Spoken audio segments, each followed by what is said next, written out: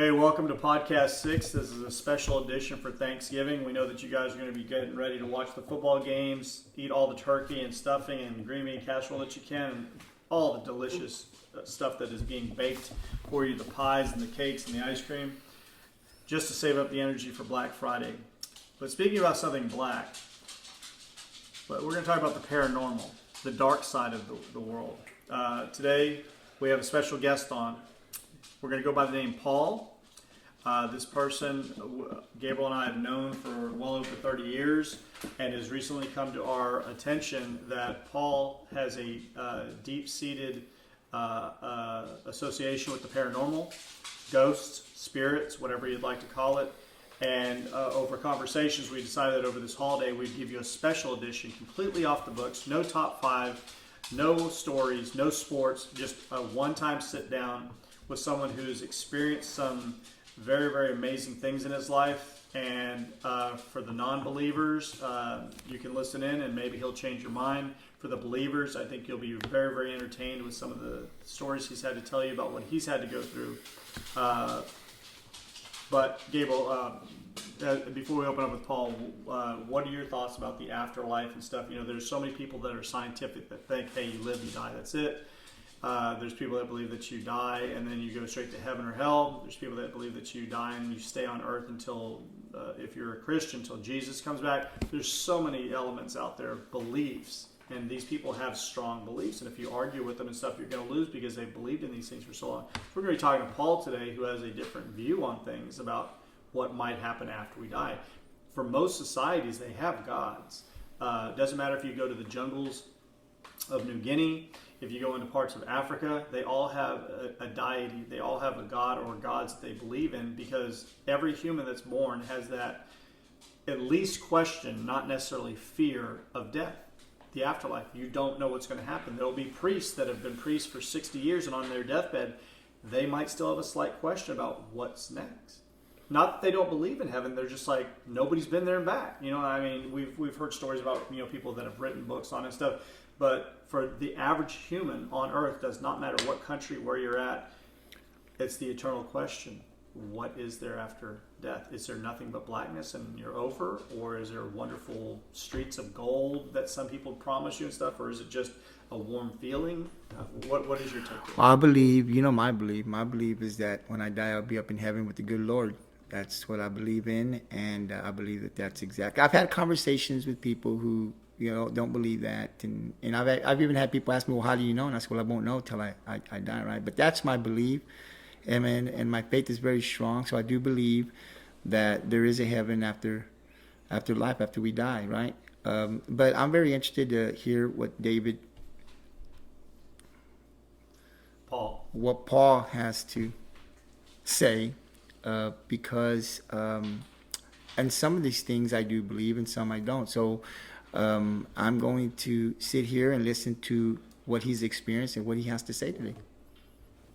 So, Paul, first off, let us first come up that we've all been friends for a long time. We've known each other, but as we've grown as people, you know, we are individuals. So, although that we've known each other for a long time, Gabriel has his own beliefs, which makes him Gabriel, and I have my own beliefs, which make me Eric, and then you have your own beliefs, which makes you Paul. And that's not right or wrong, because we're not all supposed to be the same. But the thing is, you know, when you do hear things like this, it adds like a little bit of a new road in your friendship or your relationship with a person, because you're like, wow, I never knew this. And so, you know, you think that you know something about somebody, or you think that you know them pretty well and stuff, but, you know, over the years, you know, Paul has moved to another part of Texas, and you know, Gabriel and I, you know, I live in Corpus and he lives in Rockport, so we don't see each other every day. So, and you still think that you pretty much know everybody, but then when something like this comes up, you're like, wow, this is really interesting. So since we were doing the podcast, we thought this would be amazing. So when did you first, you personally, start thinking, because you're a Christian, and you're Catholic, just like Gabriel is. So you kind of have the same foundations of belief and stuff, but your foundation of belief has gone even deeper about souls and spirits on earth than the average person. Can you explain when it first started for you, when you started feeling these different ideas or having different thoughts about what might be out there? Well, I've always thought, since I was a kid, that there was something here other than us in this reality that we're living in now. That was kind of confirmed when I was about 10 on an episode that happened to my oldest brother, who ran into an event at a hunting lodge here in town. He was a duck guide along with my other brother. One evening back in 81, he and two of his friends in December would guide on the weekends. Guys would come into town to go duck hunting.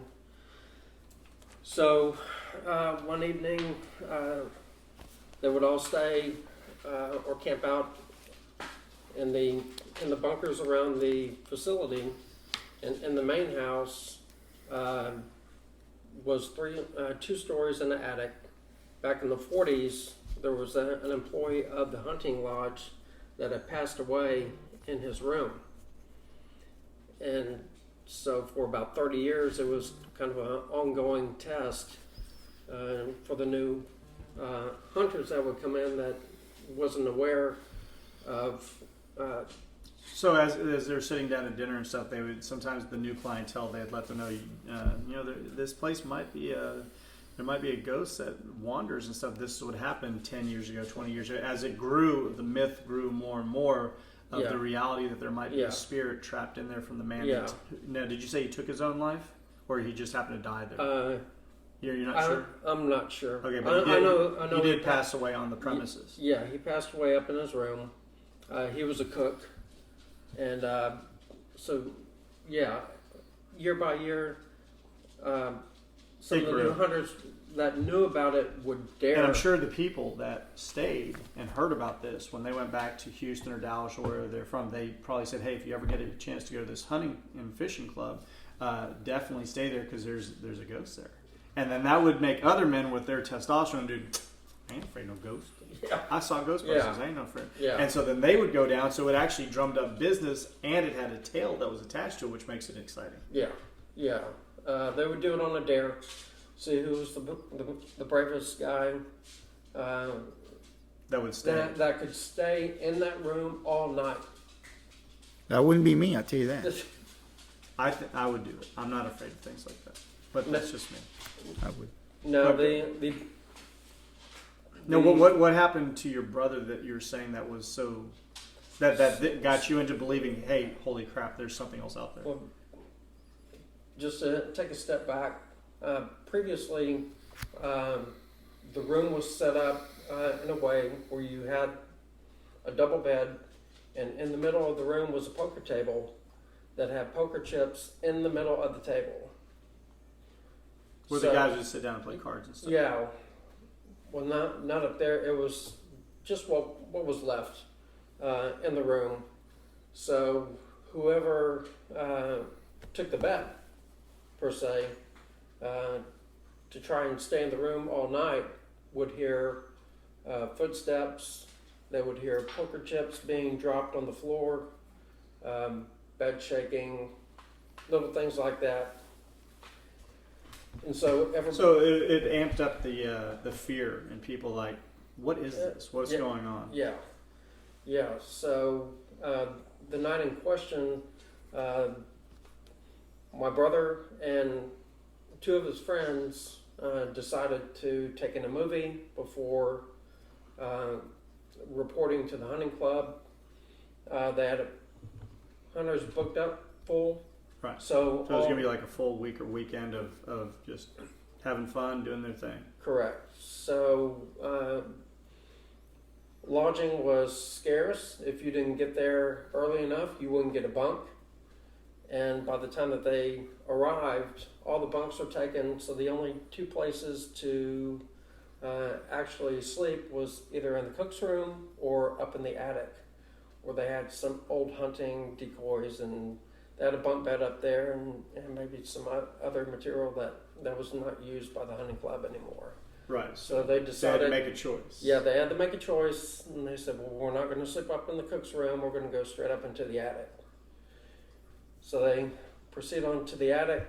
They get set up. Two of the guys got situated in the bunk. My brother decided he was going to sleep on the floor. They go up into the attic, lock the door behind them, deadbolted. Because they're kids. They're not adults yet, but they're old enough to understand. Yeah, they were I'm still a little scared at this moment because you never know. He was 17 at the time.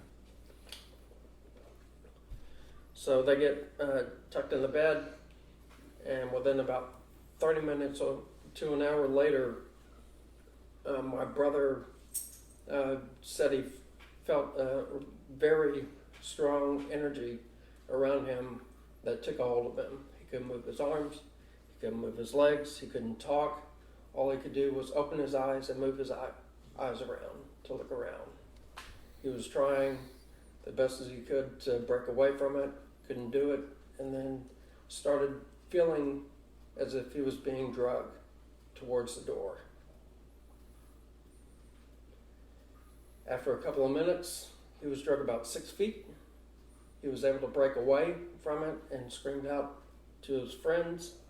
They got up and dumbfounded said, "What's going on?" And he said, "Something is here." And something grabbed a hold of me and was trying to drag me down the flight of stairs. Excuse me. Did he leave that night? Oh, Or did yeah. he say, "Can I swap They with said, someone?" we're getting out of here right now. Right. So he, one of his friends, they called the parents. Now, had them you warm weren't around. there. No. So you, at the age of 9 or 10, around that time period, you heard the story once he came home. Yeah. And then why did that pique your interest? Because up until that point, you were just living a normal life. You didn't have to have all the eventual anxiety that we'll talk about with you. Yeah. When he got home, I think it was about 1 or 2 in the morning, and he was so scared that he slept in between my mom and dad.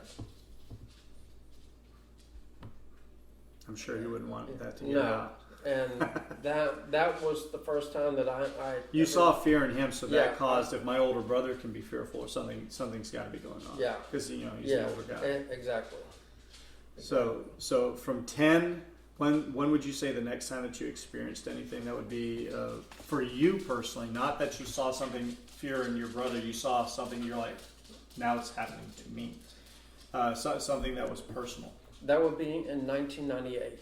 So quite a distance. Yeah, quite a distance So away. you had a life of peace up until then. Yeah. So we knew each other when we were teenagers, and we might go into that some other day. But you are now a full-fledged adult, and you were already out of school. You had a job, and then what happened in 1998 that changed everything?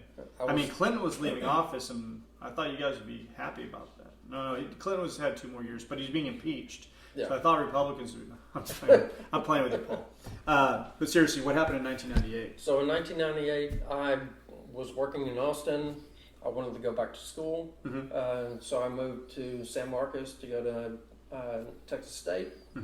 Found an apartment in a quiet community and got moved in. And the first night, sleeping in my bed, and about 6:30 in the morning, I felt right up, right near your ear, like right near my ear. That woke me up out of a dead sleep. It's like, what was that? Would hear kind of bumps and stuff going on throughout the year or so, and then I was working night shift. I get home one morning and had a business card from a detective in San Marcos with the Hays County Sheriff's Department wanting to speak to me. Okay. You're like, what did I do? Did I go through a red light? You're probably, because if you don't know Paul like we do, he's a very, very good guy. Never done drugs, not a big drinker, would never do anything to harm a person. Really sweet guy and stuff. But the thing is, to have a cop leave a card at your door, you're like, did I witness a homicide or something that I forgot about? I mean, Paul would not do something like that. It said, "Don't worry, you're not in trouble. I would like to speak with you. Please give me a call." So I contacted the detective, and she came by, and we get to talking, and come to find out that back in the 70s there was a unsolved murder that happened in my apartment. There was a lady that lived there who was brutally murdered in the bathroom, and being that it was still unsolved, the family was trying to get any. Okay, so after you're talking about a 20-year difference here. Yeah. They're still trying to get into an apartment that it had numerous people live in it over Yeah. the course of 2 decades, been cleaned, spit polished, everything that you could think of, and yet he was leaving a card at your door, although that you would have been 5 or 6 maybe when she died, so you had nothing to do with it. No. It was just the apartment that he wanted to still look at. Yeah, the family had hired a lady and her daughter who did paranormal work. Mm-hmm. Wanted to come in and see if they could Also, get. the family. Yeah, the family. the family. They were in touch with somebody in paranormal, business. Yeah, And they said, "Can you come out because this has been going on for 20 some odd years? We haven't found our daughter's or Yeah. sister's murderer. Man. Can you do something?" There's like a last straw. Like we'll go to somebody who Yeah. maybe we'll come in and get a feeling. or maybe something. maybe there's something So- they can get some information or what have you. And they work through the police to get that done. Yeah, So the that's why the detective to say, is this okay? Because legally you didn't have to let them do anything because it was your right. Okay. Yeah, she Okay. was coming asking for an okay. right. So said sure, and I kind of told her about some of my experiences of living there in the past year or so. I said, yeah, they can come up. And so the lady and her daughter came into the apartment, went straight into the bathroom, and they were there probably for about 5 or 10 minutes or so, and then they left. And I spoke with Officer Dunn afterwards. So the mother, when she left, asked me, you may want to put some figures of the Virgin Mary, some kind of protection stuff. Said she was not a bad person. She's not going to harm anybody or anything like that. Oh, so she thought it was her daughter's soul that was still there. The family. Yeah, I see now.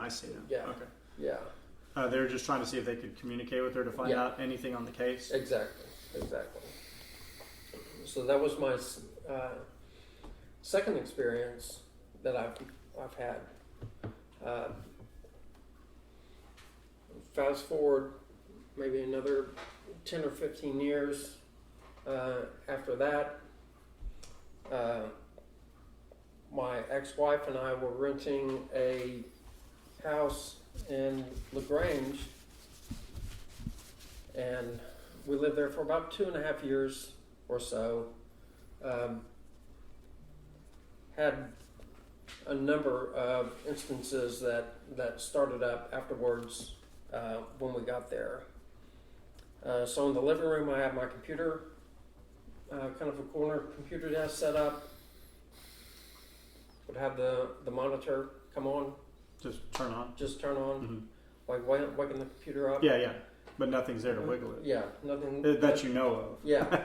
So that was happening often. One afternoon, I went to get something out of my wife's car. So I'm in the house. I hit the remote to unlock the doors, walked outside, and right as I went to grab the door handle, the door's locked. Like, that's weird. Walked back into the house, grabbed the remote again, unlocked the doors again, walked back out to the car, doors locked again. It's like, okay. So I just grabbed the keys, took the keys with myself, unlocked it, and got into the car. That happened several times. So these things, it wasn't like a one-time. Oh my gosh! It was a list of things going on that had that like little bitty question mark above your head, like what is going on? Yeah. So and there would be several instances when you're like laying on the couch, you would just feel this kinetic energy run up and down your side. Mm-hmm. Like, okay. My wife had noticed that there was a presence in our bedroom at night that would stay on her side, and she could feel it. She had 2 dreams of a small girl. Didn't really know what they meant at the time. So one afternoon, she's sitting in the car. She's taking a selfie of herself. She's wearing like some mirrored sunglasses. And snap, snap, snap. A couple of days later, she's looking at them. She blows the picture up, and the left lens, there was a reflection of a little girl sitting or standing in front of the car.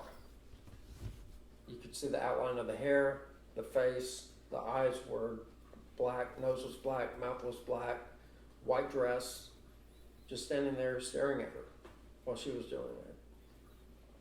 So that was our confirmation of what was there, was this little girl. So she was probably the one messing with the computer. Yeah. At least her. Yeah. There might have been others, but Yeah. from what your wife with the dreams and then the photograph, these things would lead you to believe that maybe there's a small girl that was having fun with y'all, Yeah. being in like Yeah. a little tease. And about 2 weeks later, she had a dream with the little girl in it, and some of her family members that had passed away that were communicating with the little girl to her.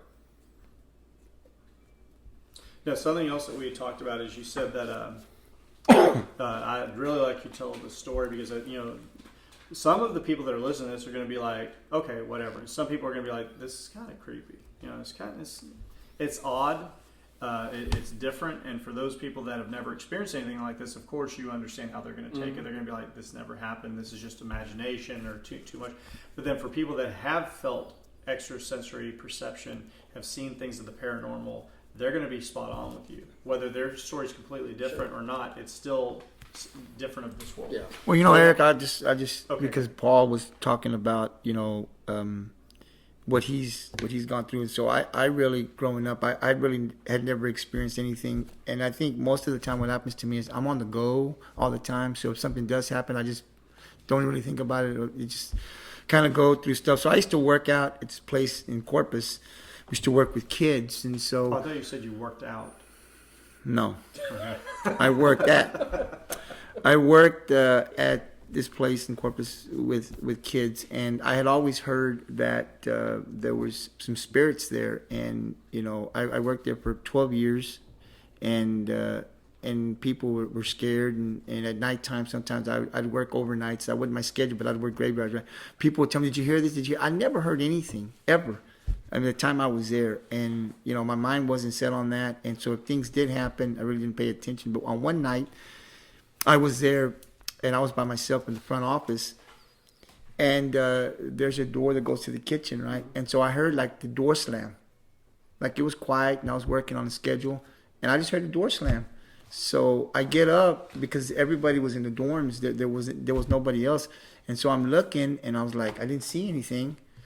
And so I'm going down to the kitchen, and there's nobody. The doors are locked, and I was like, now I know I heard something. Yeah. Like I heard something. Yeah. And so I go down, and then we had this other unit that was by my office. It would house maybe 6 or 7. There was nobody in there. So I open the door, and I'm gonna walk through, and I said, what? I just maybe leave the door open. That's the first time I remember thinking I'm a little fearful here. So I left the door open. I walked all the way down. I didn't see anything. So I went back, said, okay, maybe it's just my mind and stuff. So I'm sitting there a few minutes, and again, I hear the door, and I hear it just as clear. It just shuts. So I go back, and I'm like, now this is twice. Now something's going on here. So the next day, boss come in, and I start telling him, man, people are always telling me this, but I actually experienced something yesterday, and I can't explain it.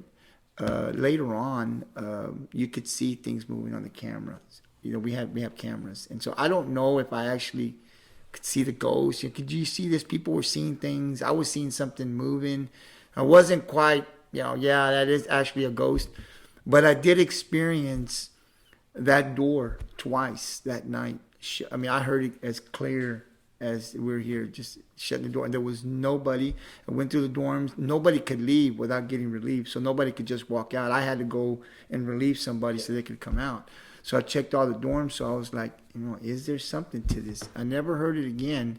But after that, I started to pay a lot of attention. But people prior to that would always tell me, man, this is going on. I've heard this, I've heard that. And I said, oh, come on, man, you're just hearing things. But when I experienced that, my mind changed a little bit, because I said, now I've heard it and I can't explain it, and no one left their dorms.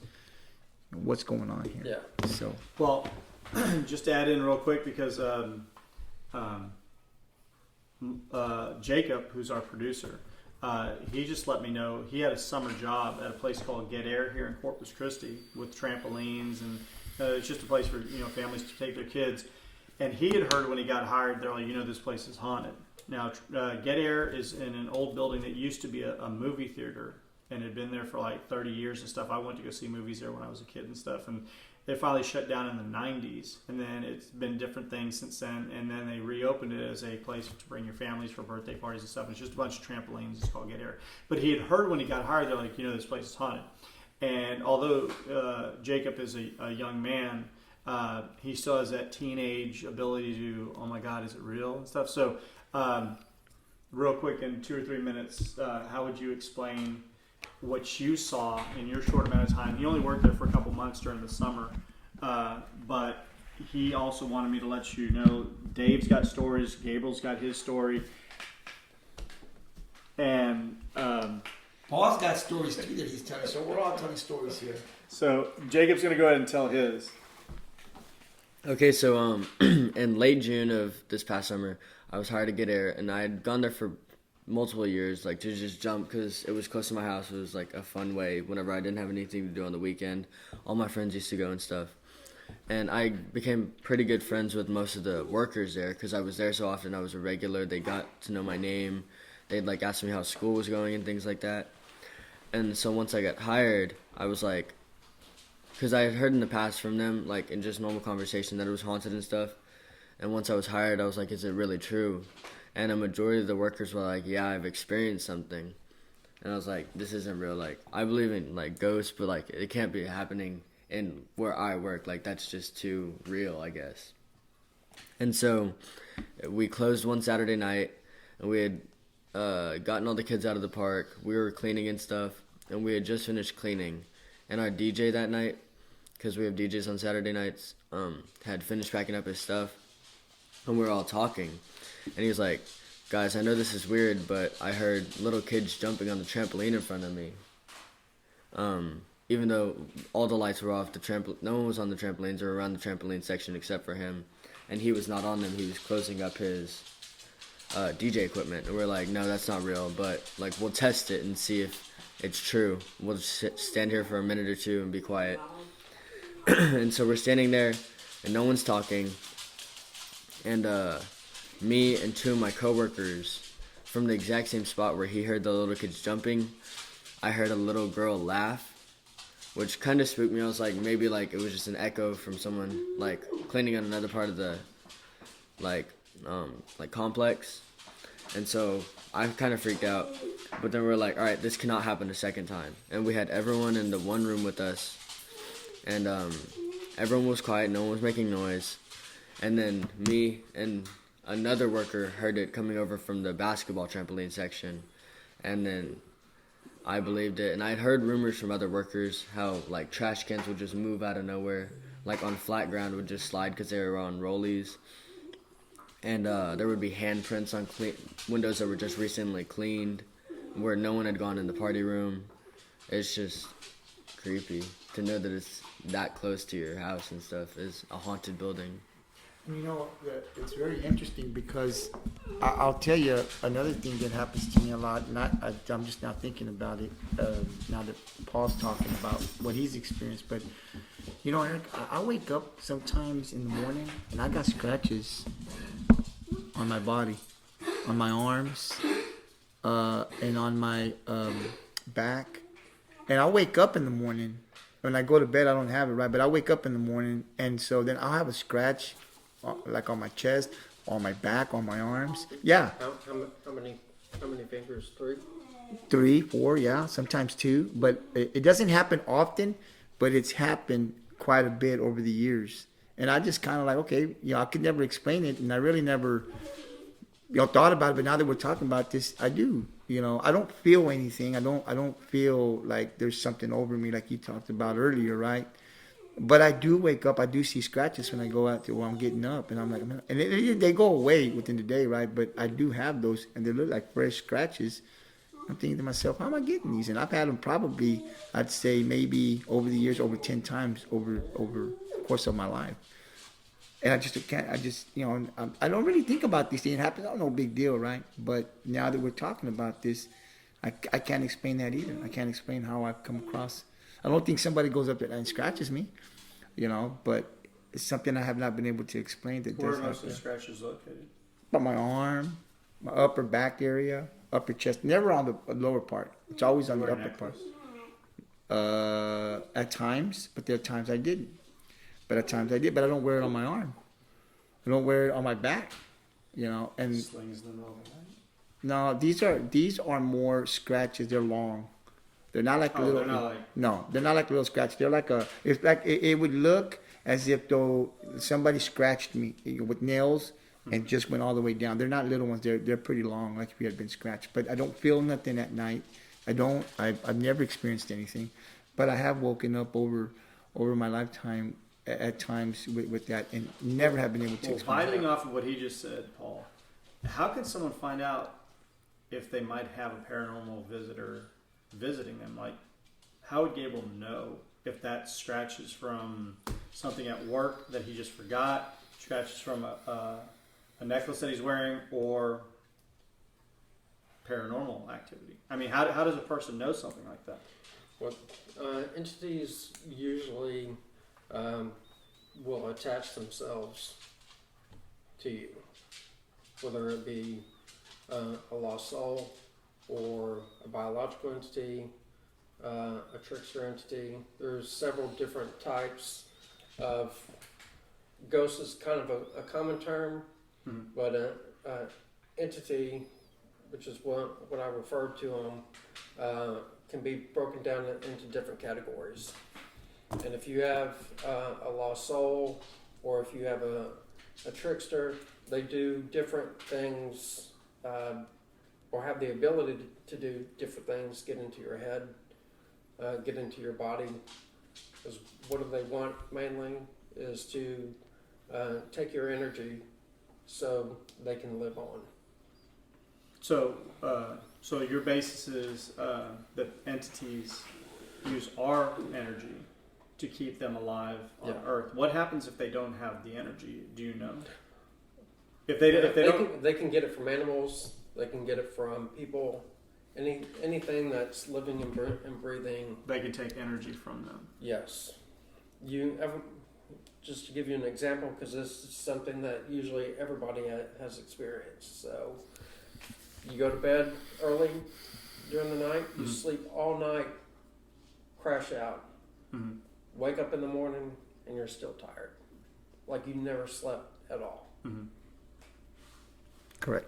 During the night, something has come inside of you. I can feel it in my chest. If I have an entity that comes inside of me, I can feel that energy in my chest and clear it out.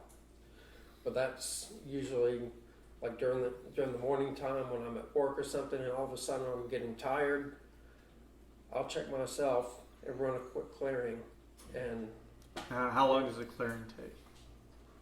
30 seconds, just a minute to go through. If the you don't clearing. mind, since I'm new to this and Gabriel's new to this, how does a clearing work if it's so quick? I mean, if I have an entity that has entered me, they're taking some of my power that drains me, I feel, and then within 30 seconds I can get rid of it. How is it that easy to get rid of something so powerful? First thing that you have to be able to is be able to get yes and no confirmation answers, and that's So usually you talk to the done. entity? No, Oh. I do it through muscle testing, Uh-huh. and once I'll ask, do I have a biological entity inside of me? Do I have a trickster entity inside of me? And whenever I hit on that category, I go through the clearing statement. I don't have to do it out loud. I can do it in my head, and then I send that energy back to the light, and then it'll dispel out of my chest. But it could come back later on that day. The same one? No, not the same one. It will be So something different. this is just coming to me because this is all new to me. I guess out of the 4 people that are speaking today, I'm the only person who's never believed that I've ever had any paranormal activity in my life.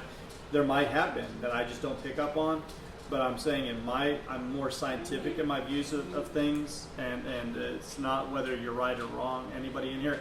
But my question is, how many entities do you think we encounter through your studying and your exploration of this topic in a day? I mean, the average person, say, if there's, how many entities are there in the world? Because like if you just said that you expelled that one that was taking your power, you got rid of them Yep. in 30 seconds. The next one that might come along is going to be different, you say. But how many are there out there? I mean, there's. I know that that's a crazy sounding question because you could say millions, billions, you could say 1,000. We don't actually have that number. But I'm saying for some, how easy is it for a new one just to come in and just take the place of the old one? It can be like that. So you could have a gravitational force for entities that continuously bombard you daily. Yes. If you're unlucky. Yeah. If you're that unlucky. It depends on what's going on in your life. Right. If you're depressed, if Yes. you have anxiety, Yes. if you have conflict at home. They feed off of that. That's Yeah, like a yeah. buffet to them. Yeah. If you have anger problems, Yes. if there's fighting. So you're between saying you and Irish your spouse. people have a lot of entities. Sure. Yeah. I'm playing. That's my, very my inter- wife's that- Irish. That's very interesting, though. That's very interesting because you and I have spoken, Eric, about, and we can't explain. I mean, we've talked on the phone and we've talked about how we're drained sometimes. And I know I slept awesome the last 2 nights, and I'm still drained. And I mean, I can't explain it. I mean, so what Paul's saying, kind of makes some sense to me because it's like, yeah, I do get some of these feelings. And now that we know how do they come in? Well, there's anger, there's depression, there's anxiety, which we all carry with us daily, right? Yeah. So we probably don't do a good enough job of getting rid of these things. So this is how they get in and live on us. What they do is you go to your regular doctor, and science says, "Oh, you're feeling anxiety, depression. Here's a pill to take, and it'll make you feel better."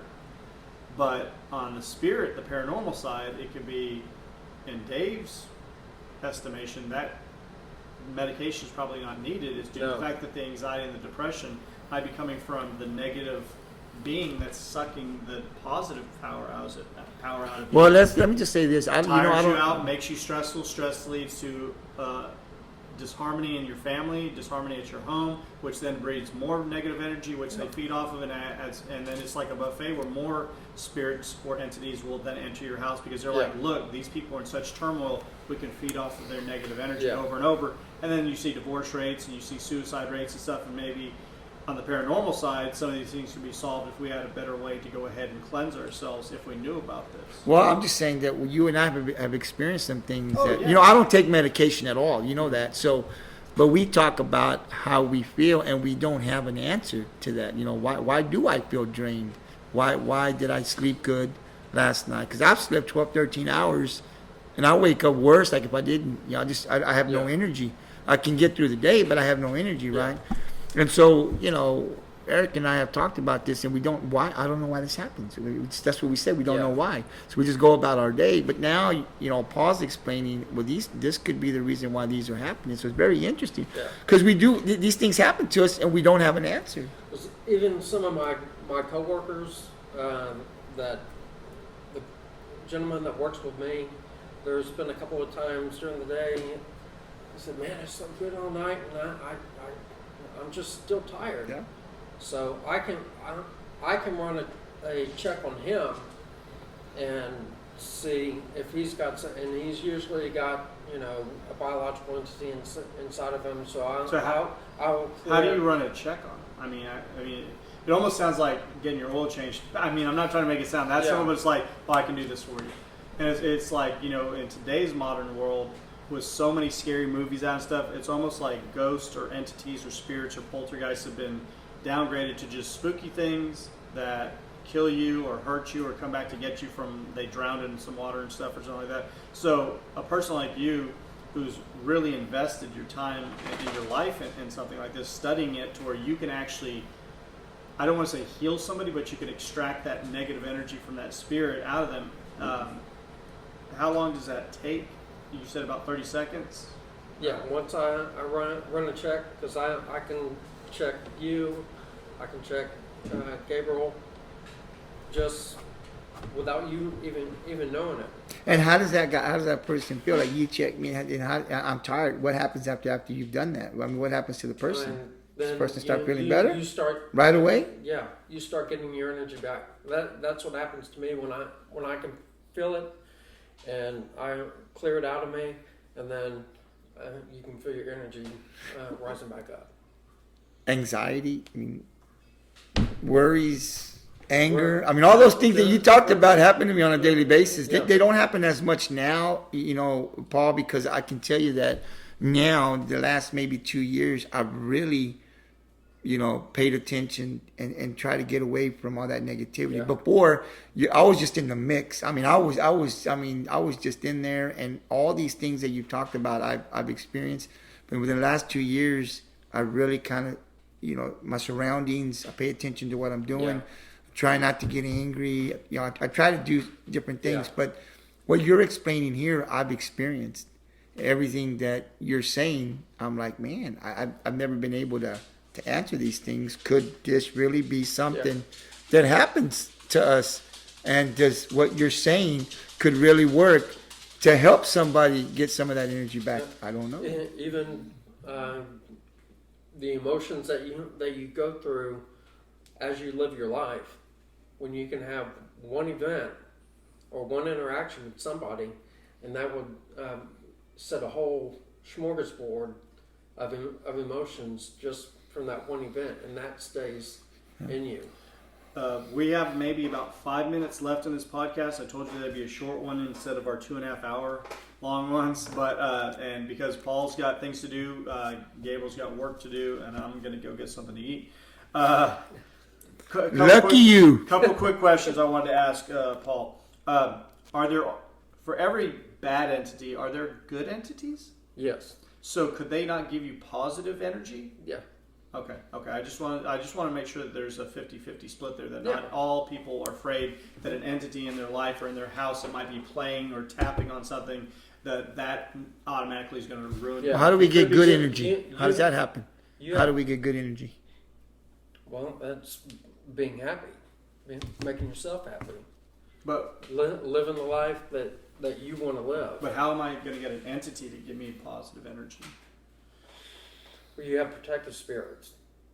Okay, could that be any entity, or is that just usually like that's relatives and stuff, people that knew and loved you? Relatives that have passed on, and they're just watching over you. Yeah, watching over you and making sure that you're okay. And sometimes, but I guess I'm not trying to get too deep into this because I know we're going to do a short podcast, but are regular, decent, good entities that are watching over you, almost like a what do you call it? An angel. Like Okay. Your life guide, Okay. your guardian angel. Yeah, your guardian angel. Yeah. They don't have the ability to stop the bad entities when they're going to bring the anxiety and the depression and the fear into you. Not you're the one that's controlling it. So if you're really mad, so when you have see a lot these of like anxiety- Hollywood movies and stuff about like a poltergeist or something where they're just there's nothing that people can do, does that exist? I mean, where there's spirits that are so strong that you can't cleanse yourself or cleanse somebody else, they're going to be there, and you're going to either have to leave the area, or. And you also said yesterday that they follow you. Yep. See, I think a lot of people that might be listening to this podcast think they come into your house, they're tapping on stuff, they're messing with the computer, they're just trapped inside the house. Paul was telling me the other day when we were talking about this that his wife, who was a teacher at the time, the spirit would follow her to her classroom, and there'd be tapping inside the classroom where the students are taking a test and they're supposed to be quiet. And it's not a kid with a pencil like how you think, tapping on a desk. There's literally tapping, and she's watching all the students, and nobody's tapping, and it's not their feet moving or anything. So she knew that it had followed her from home, through the car, into the school, and was like, "I'm following you all day, lady." And so that's kind of spooky that, that these entities have the ability to follow you. And it would follow me to work too. I mean, there is no time-space continuum. And They don't in they don't that live in realm. 24/7 like we do. No, they're awake all the time, and traveling for them Means nothing. is nothing. Yes. You're talking with it to getting from Smithfield to where we were living at the time, which is probably 14 or 15 miles. You're like 5-10 seconds. My wife and I were talking on the phone. I was in Smithville, and I knew it was with me. I call her. She's at the house, and just that quick, she said, "It's here now." That's pretty spooky. So, last couple things.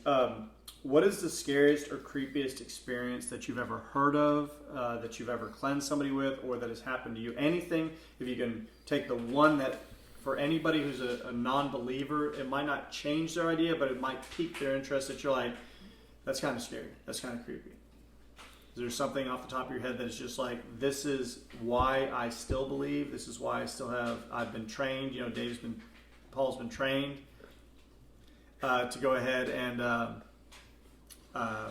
cleanse people and also cleanse houses and stuff, and it's all because it's happened to you and stuff. So just to end off this podcast, can you tell me like one story that I'm a skeptic, I'm a science type person, I don't believe in ghosts, I don't believe in anything like that, and that's not a personal attack on anybody out there that does believe in that. I think we all have the faith and the belief in what we believe in and stuff, but I'm open-minded. If Dave could convince, if Paul, I'm sorry. Dave, You're so bad at this. I am Oh so my bad God. at this, all right? But DePaul, we're going to call him DePaul now. Seriously, though, what is the one thing that you would sit there and say is like groundbreaking, no questions asked?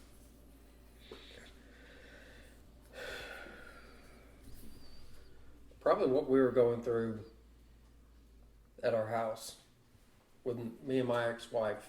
Mm-hmm. It started off small, and as time progressed on, we had an entity in our house, and that wanted us out.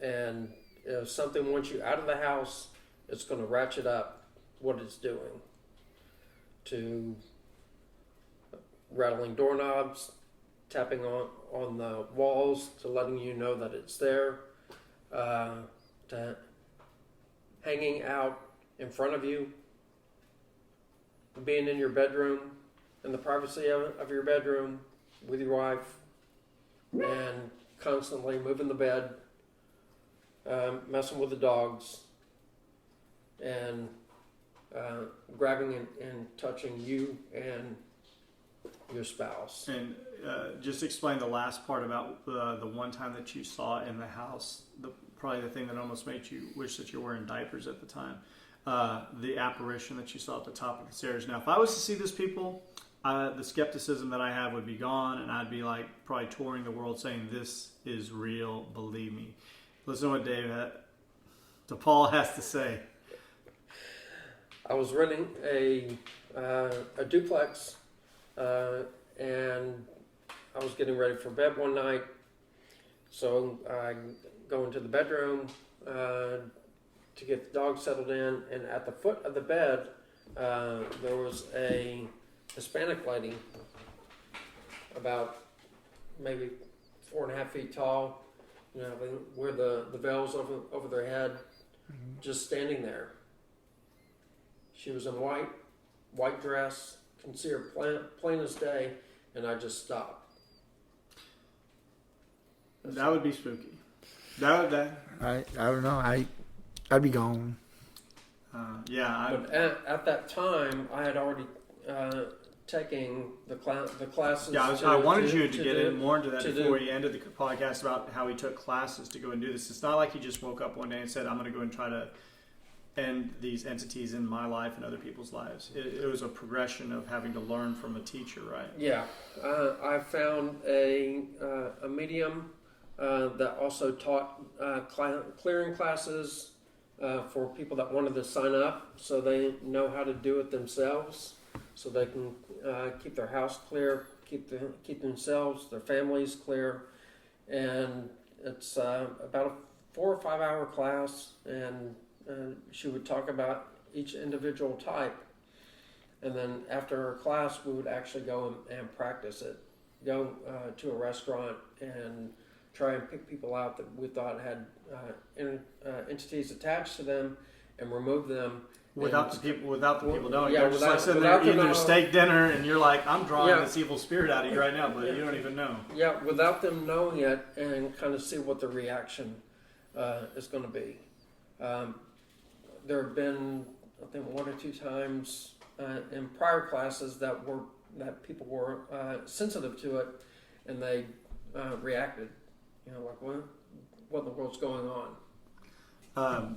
I believe Paul told me in closing that how many entities have you said that you cleared now from people? Thousands. Oh, I thought you said something about 32 the other. What was the 32? When I saw you the other day, you said, "Yeah, I've done 32 or something." Oh, that was when I moved into my house now. Oh, there's 32 in the house. Not in the house. Oh. I checked the house when I went to go look at it. Right. But the first night that I moved in, it was the lost souls that were just around that came in because there was a new person there, new energy. Well, they entities have the ability to know if you can help them, and if they want to move on, they'll come. Do any of these entities ever have a chance of going to heaven, or are they just always going to be trapped on Earth? You're passing them on so they can move on to their next life. Okay. So you did 32 from the time you bought your house, but you said you've done thousands of these? Yeah. Wow, I did not even know that. It's a daily thing. And Paul also told me he did one for me. I did not know. He said, "I'll let you in on something." I don't even know if I ever let you know. And during conversations on the phone, I tell them about how I was losing my shoes. I couldn't find my shoes; they were always missing inside the house and stuff. And they let me know that he did a personal one from his house, which is what would you give it? What are you a good 4 hours away? Yeah. Okay, so he did one from up there for me and my family, so that we could start finding our shoes again inside the house and stuff. So, I had no idea he was doing this, but he was doing it as a friend and stuff. So it's just one of those things where he has the ability now to go ahead and do things like that. And yes, the shoes did start turning up. So it's kind of spooky there. It's making a believer out of you. The last thing I want to go and say before we close, and we thank everybody for Thanksgiving, is I read up on the different types of, quote, ghosts or entities out there, Dave. I just wanted you to read off if you know of any of these or you've ever encountered any. One is called the interactive personality. It's a deceased person that you knew personally and can be friendly, but it retains its former personality when it hangs around. Have you ever heard anything like that? Yeah. If you're a good person here in the physical, you're going to be a good person in the afterlife. Our personalities don't change. Okay, the second was an ectomist, and that is a swirling mist or fog that usually is about several feet above the ground, mostly seen near graveyards or battlefields, and those are supposed to be souls that are in turmoil that are just twisting in time. Have you ever heard of anything like that? I've heard of that, like Gettysburg. There's people that have seen a lot. The soldiers that passed away in battle, they can still see their energy like plain as day. Right. Another one is called orbs, and these are the most photographed of all since cameras have been invented. These are balls of light that will just appear out of nowhere in different pictures and stuff, and that they hover over the ground or over people. And these are supposed to be the souls of humans that are traveling from place to place. I don't know anything about orbs. Orbs are you can go on YouTube and see photographic or video evidence of orbs going into buildings and what have you.